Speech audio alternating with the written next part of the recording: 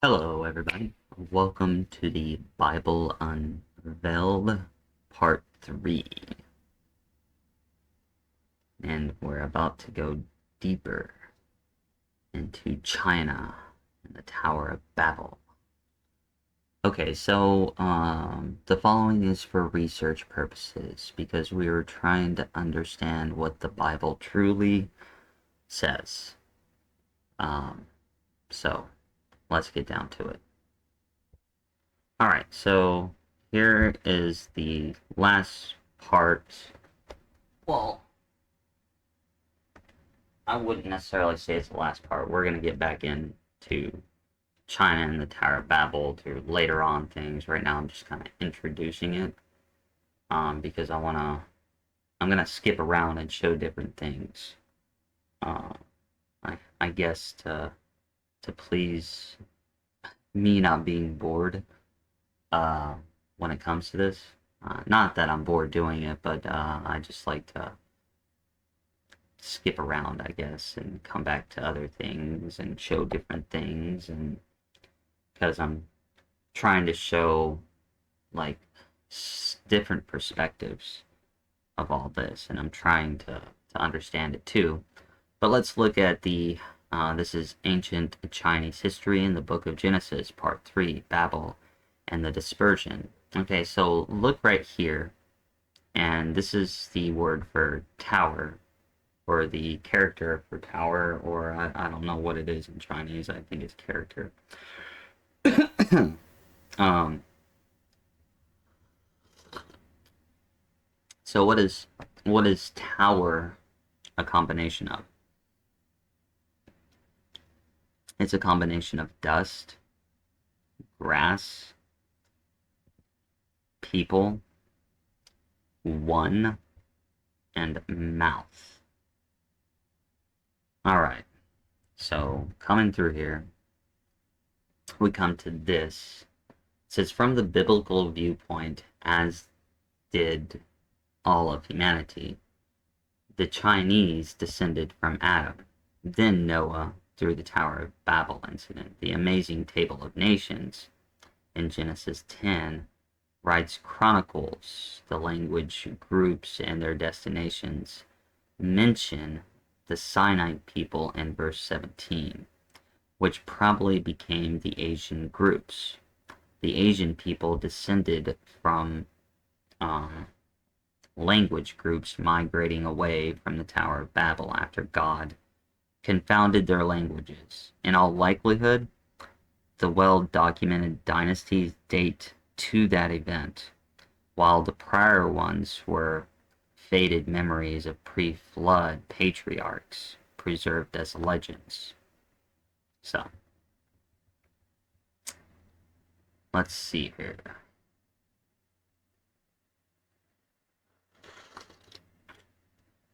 What do we got? I'm reading. Okay, so all of humanity that survived the flood was present at the Babel incident.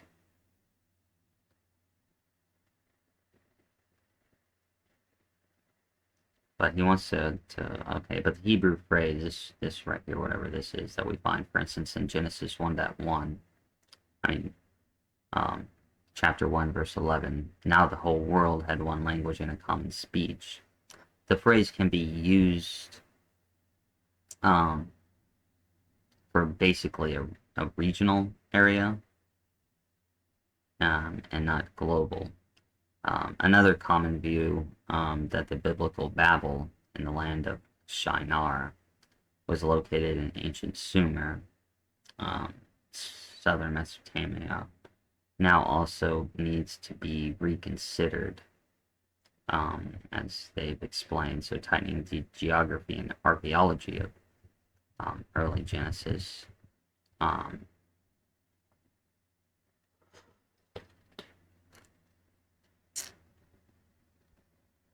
okay, so only 101 years after the flood, evil abounded again. And therefore, as the Bible tells us, the earth was divided. And this occurred at the Tower of Babel when God confounded the languages and people began to scatter about the earth. So the Tower of Babel incident occurred at about right here. Okay, so 2247 BC or BCE, however you want to say it. And after that point is about when Chinese history begins.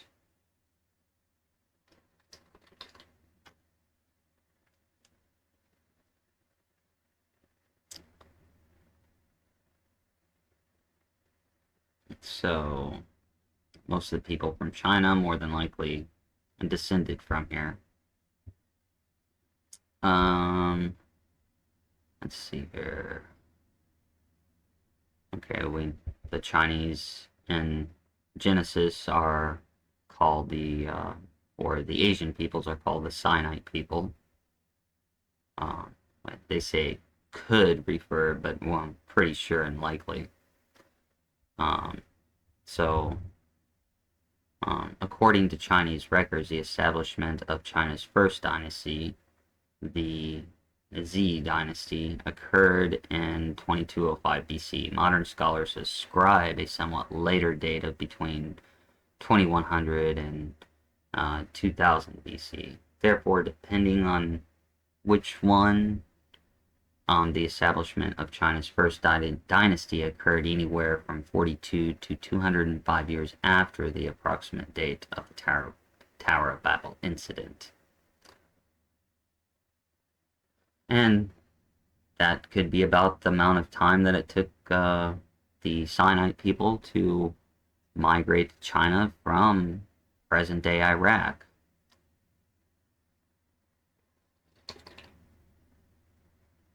So,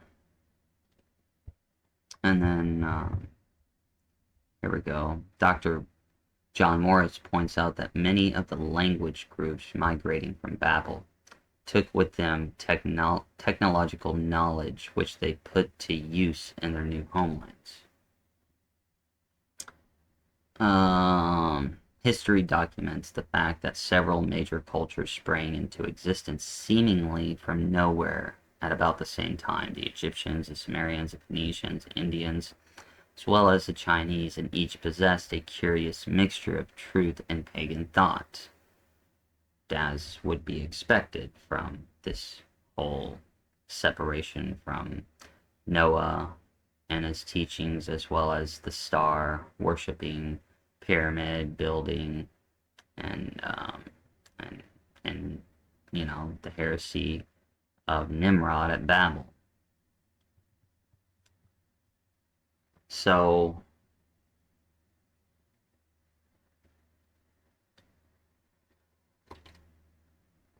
now that we understand that the Asiatic people are in the Bible, and the beginning of Genesis, let's look at this a little bit further.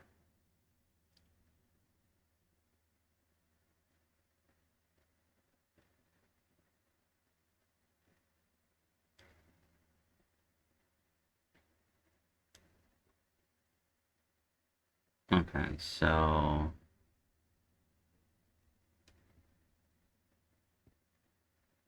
this is going into what current science believes, as they have it that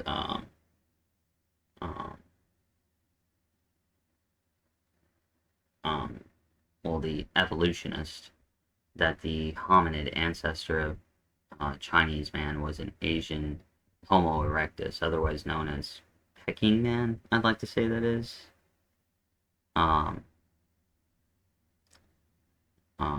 Or China man. I'm gonna refer to this word as China man. But was supposed to have lived a million or 2 years ago in China. Today, however, some scientists disagree that the China man is really an evolutionary ancestor today of the Chinese people. In fact, paleontology is becoming more and more confused as time goes on. The paleoanthropologists can't agree on the evolutionary tree of man, and different parties among them have heated fights over this question. So let's blah blah blah. So look at the so-called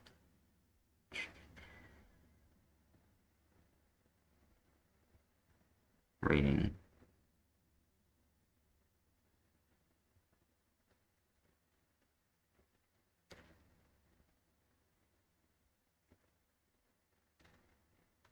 Okay, but all over the world, recorded human history begins no earlier than about 2400 BC, which is the approximate date of the flood. Okay.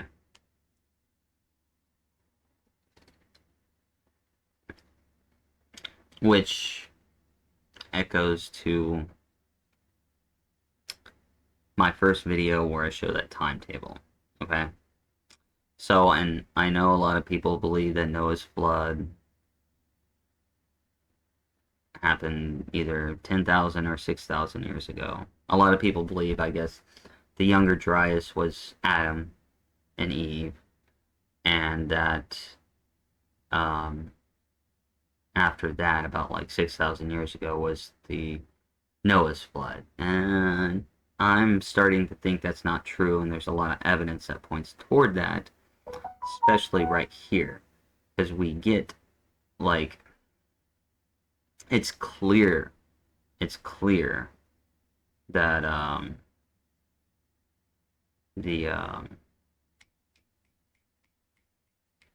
it's quite clear through language, because the Tower of Babel is about disrupting language, and it's quite clear that this is when language like really changed around this time.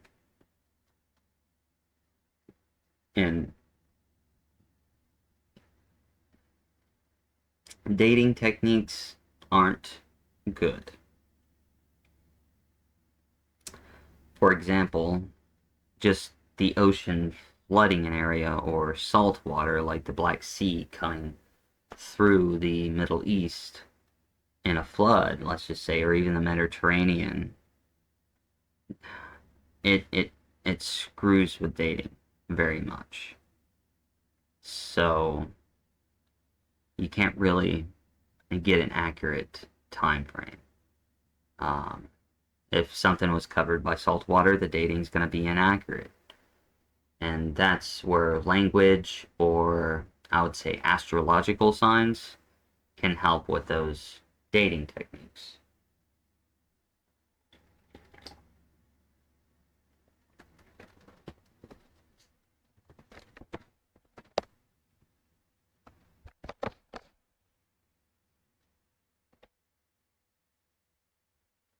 Now, but I also don't know if this person believes that the world is 6,000 years old. I don't know about that. I tend to believe in billions, but I could be wrong about that too as time goes on.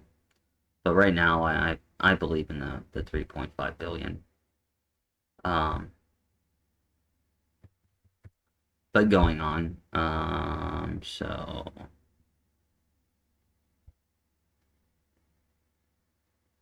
I mean, they're right. Homo erectus, including Chinaman, is nothing else than a human being.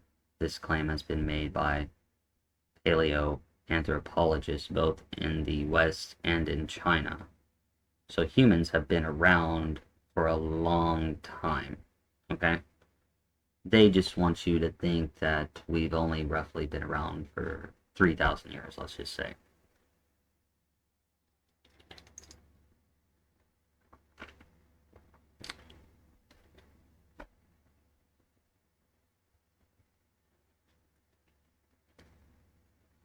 So in a study of the Eskimos and the this word, Aleuts, I don't know how to say that. There are similarities between them and Asian Homo erectus, or Peking man, or Chinaman. But when we find these significant differences have developed over a short period of time, okay, when we consider the vast differences that exist between remote groups such as Eskimos and Bushmen, who were known to belong within the single species of Homo sapien, it seems justifiable to conclude that the Chinaman belongs within the same diverse species. Okay, so more into this right here. We're going into the Chinese language of the Tower of Babel. And this talks especially about border sacrifice and comparing Chinese religion and early Genesis. So this guy goes on to state, I first heard of this possibility in the mid-90s as the internet was coming of age. I had been fascinated with the story of the Tower of Babel and wondered about the languages that came from the incident. Could some of them survive? What new forms or did they take over the years? So the guy comes on saying, as I researched, I ran across the idea of Shangdi, the Chinese creator god. The literal translation of Shangdi is the heavenly ruler.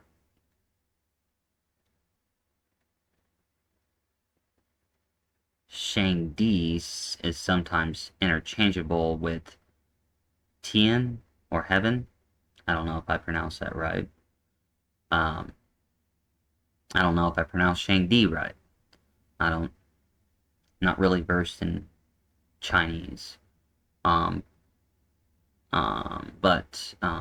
this Shangdi was a single deity that the Chinese emperor worshipped from as long as 4,000 years ago, and documentation has been discovered that shows the Chinese royalty offered sacrifices called the border sacrifices to Shangdi once a year.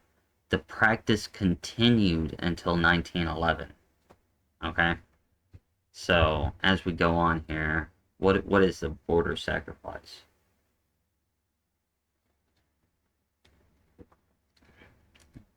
So, here's what they were saying. And you can pause and read it. I'm just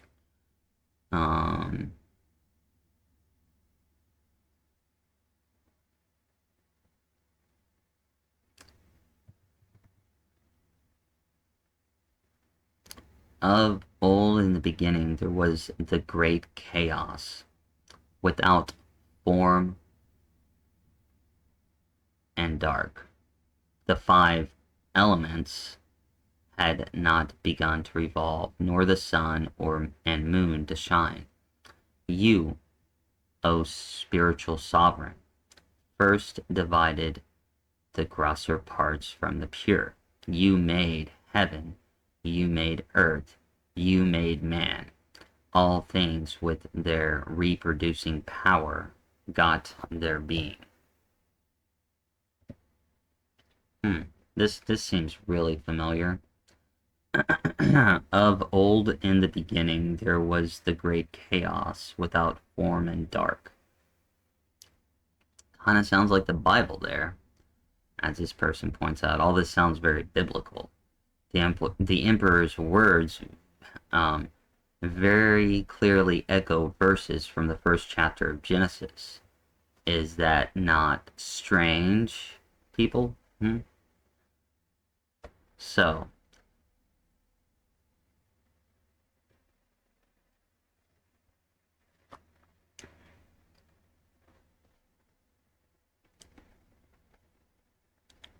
let's look at the Chinese written language. So each picture has a certain meaning, okay? When you combine two pictures, they take on a new meaning. For instance, if you drew a picture of a hand and a picture of a spear, you could assume the combination of the two would mean hunting. This is the essence of the Chinese written language, which is generally agreed to be somewhere between 4,000 to 4,500 years old. And looking at the Chinese language itself, you can clearly see that not only were they aware of the biblical story of creation and the flood, they also had a grasp of sin, salvation, and redemption. All of this is pictured in the written Chinese language, and it is still in use today. For instance, the Chinese symbol for the word garden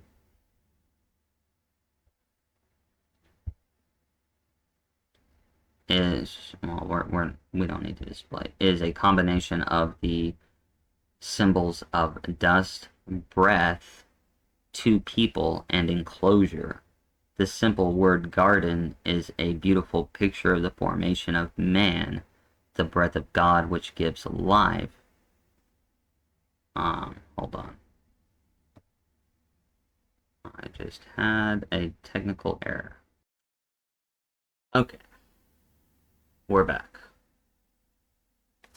Okay, so the word for garden just it really represents the Garden of Eden.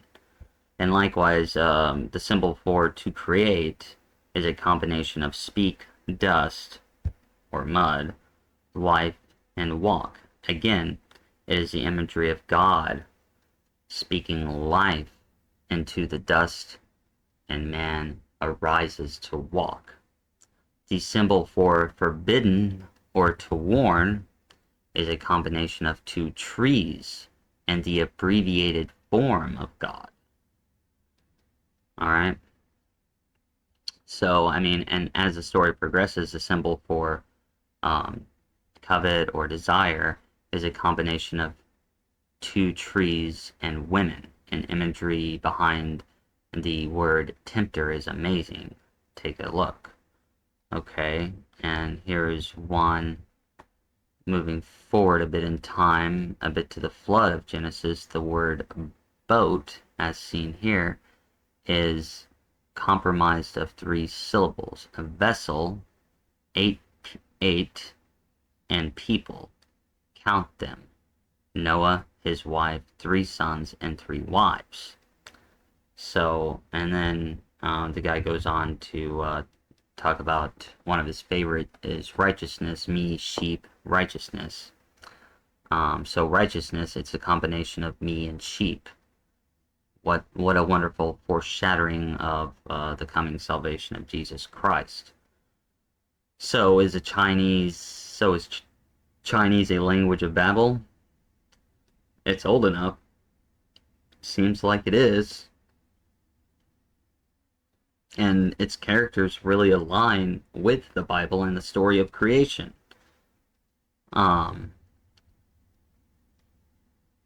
Okay, so this Dr. D goes on to even suggest that the famous Chinese dragons arose from dinosaurs that still existed after the flood. While I would accept that dinosaurs may still then have roamed parts of the earth, the word here taken in a more global essence. And it goes on that since my model of the flood, while being vaster than very local, confined just Mesopotamia, is not global. I agree. It was just Mesopotamia.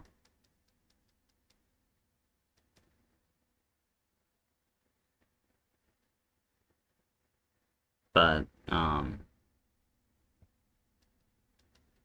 the dinosaur thing we'll leave that one hanging in the air for now. But we're gonna go on to like Chinese dragons. But if you believe in the biblical account that the earth is only several thousand years old and not billions, and if Adam lived 2,000 or 3,000 years before the first Chinese destiny, then how would you account for dinosaurs? I mean, I do agree that there's a very likely possibility that dinosaurs used to be called dragons. And this kind of goes into it. But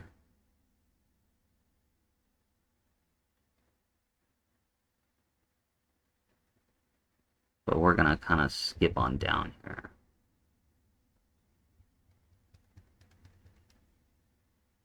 Yeah, I mean, they do make a point that dragons are written about in ancient Chinese annuals, and not as imaginary creatures, but as real live animals. And this is interesting right here. And it is known from Chinese history that certain parts and fluids of dragons were used for medicines. One historical account even mentions a Chinese family that bred dragons to be used to pull the royal chariot during imperial processions. The but okay, we are going into dragons, and people did write about seeing or killing dragons all over the world. Central America, there's made statues of them.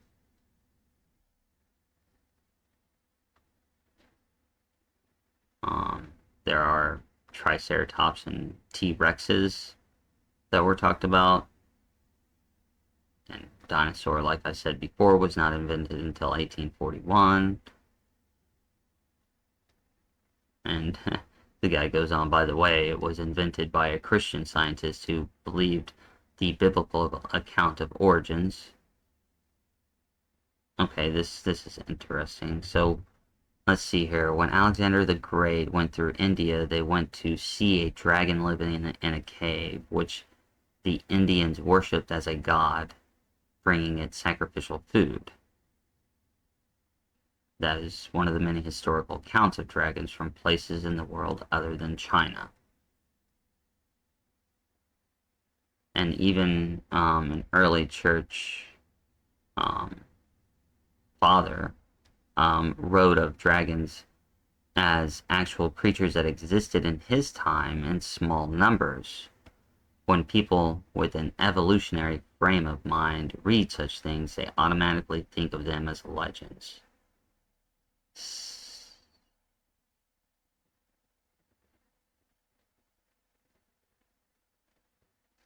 Uh,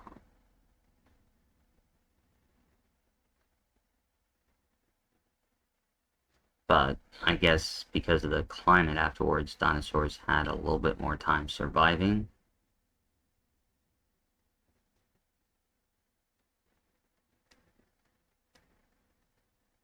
So it could be a possibility. I mean, people think that maybe they've seen a pterodactyl today. But to ancient Chinese, dinosaurs or dragons were a symbol of power. It was natural that they would be fascinated with them and blah blah blah. Okay, so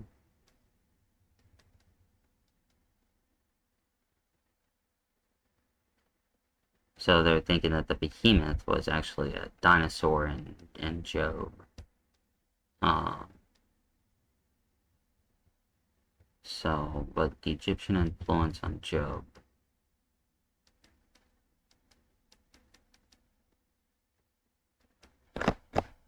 The behemoth and Leviathan, respectively the elephant and the well,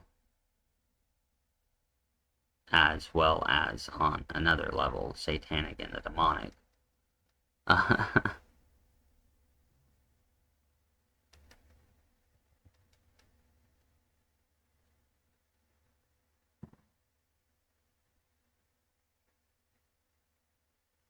I'm reading.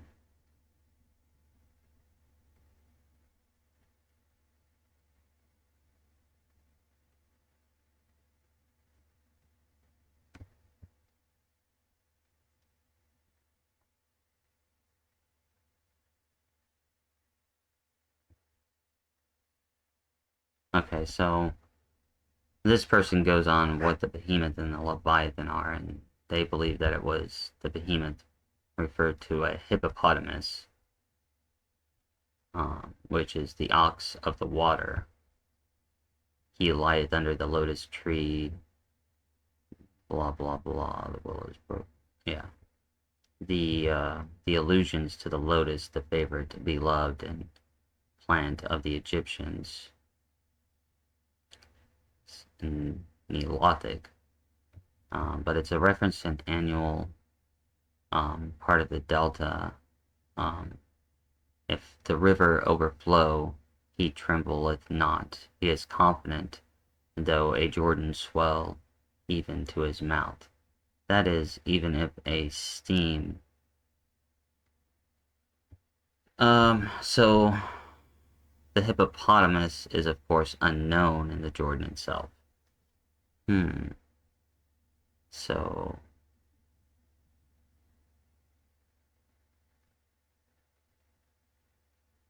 I'm reading down. I'm seeing how all this relates. The Leviathan right here, um, believed to be a crocodile. And it goes on to talk about how it's true that crocodiles are found elsewhere, blah, blah, blah. But,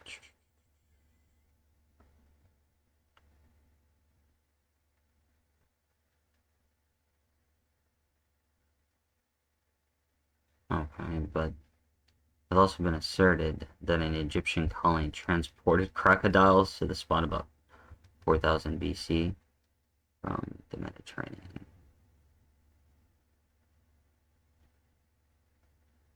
Hmm. Okay.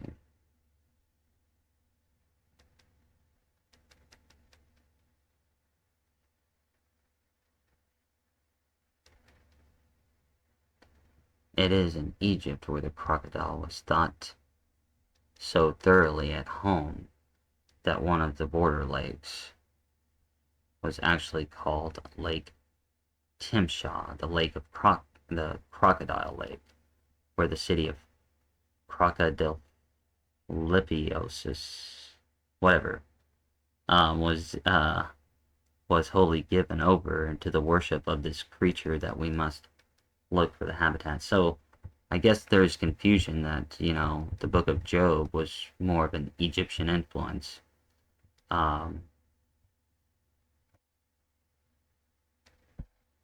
so reading forward, so he was acquainted with the fact that Egyptian conjurers were accustomed to play with crocodile with immunity from danger by arts, blah, blah, blah. Okay, this is interesting right here.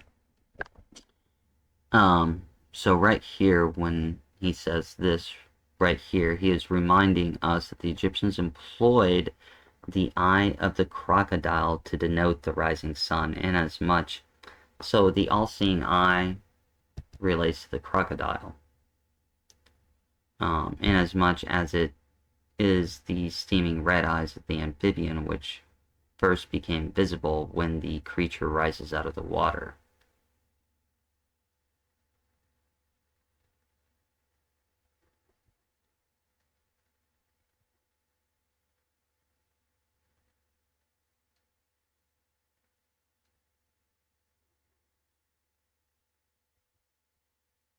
So the crocodile and the hippopotamus were seen to be associated with the thought of a future world.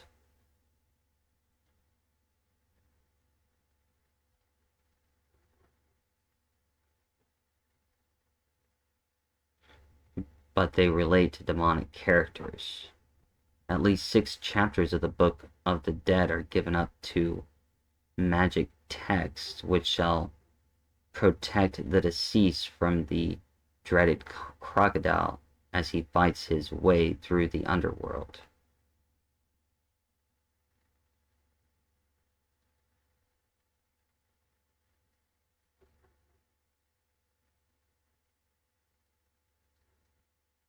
Huh. Okay, going down.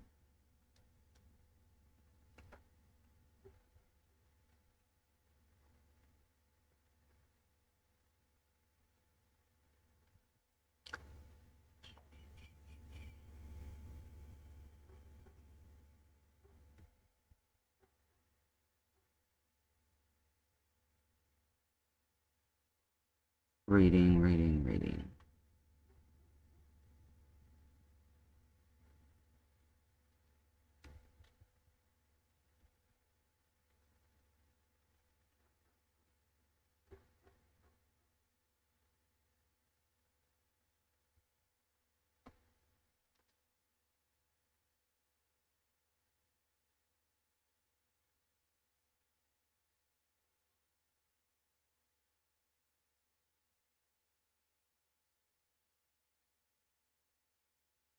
So, Professor Coburn,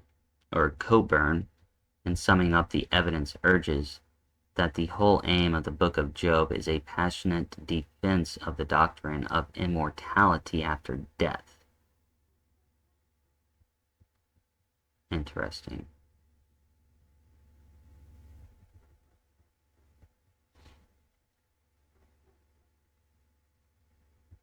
And I don't know why we went off tangent in this book.